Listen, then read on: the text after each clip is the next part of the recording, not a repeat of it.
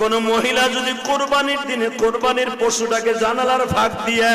তাকায়া তাকায়া দেখে আর ইসমাইলের কথা ভাবে, আমি আমার ওই মাদেরকে বলবো, মা হাজেরা সন্তানদের সাজাইয়া স্বামীর হাতে জবাই দিতে দিছে,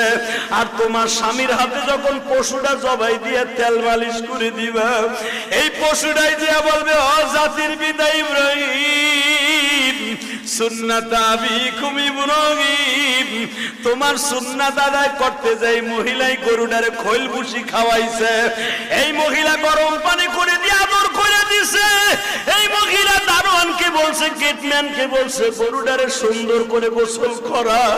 মনে রাখো গো মা, এই জন্যই দেখবেন গরু কিনবেন আপনি,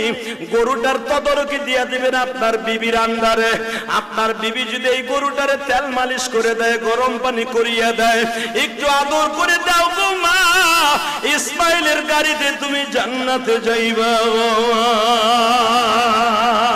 এই জন্য গরু কিনা বাড়ির সামনে ঝুলাইয়া রাখবেন,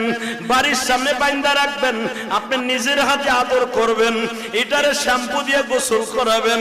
এটার মাথায় চুলকায় দিবেন, আর চোখের বাড়ি সাইরে দিয়া বললেন, হে পশুরে, তোরে আমি কিনছিলাম, তুই আমারে পাপের থেকে বাঁচাই দিয়ে গেলি। লাইয়ান আল্লাহ লুহুমুহা ওয়ালা দিমাউহা ওয়ালাকিন ইয়ানালুহুত তাকওয়া মিনকুম। আমার আল্লাহ কোরআনে বলে, আমি গোশত হাড্ডি মাংস কিছুই খাই না রে বান্দা,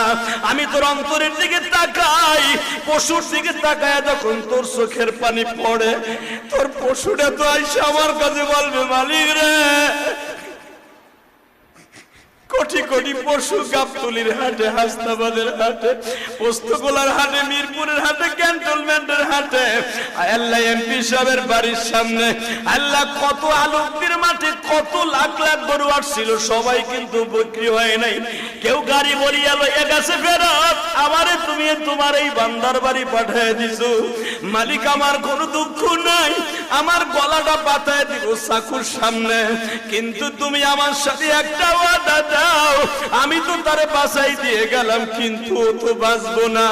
আমারে খাওয়ার পরে যদি নামাজটাও ঠিক মতো না পড়ে ঘুমালি,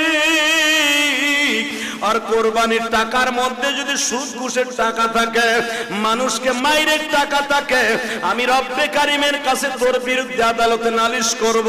আল্লাহ আমারে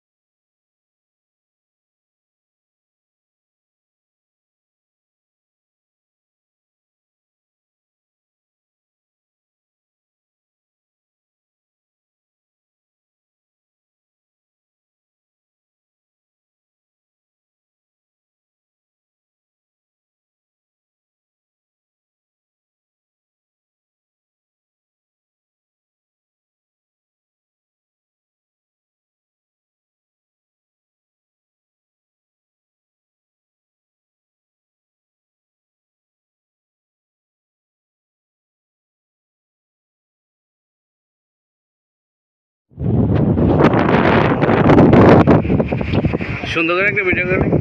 আপনার করে ওই ভিডিওতে ফেসবুক ছাড়বো।